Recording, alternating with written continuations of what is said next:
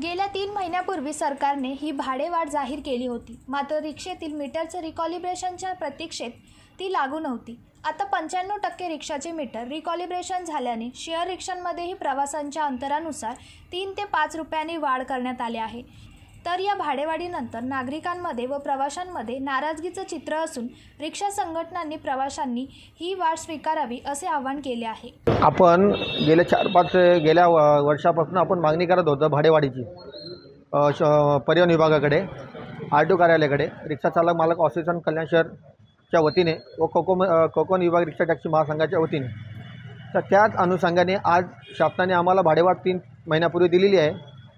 भाडेवाढ दिल्यानंतर मीटरमध्ये बदल करायला 3 ते 4-3.5 महिने गेले। त्यामध्ये आज मीटरमध्ये 90 ते 95% मीटर रिकॅलिब्रेशन झालेलं आहे।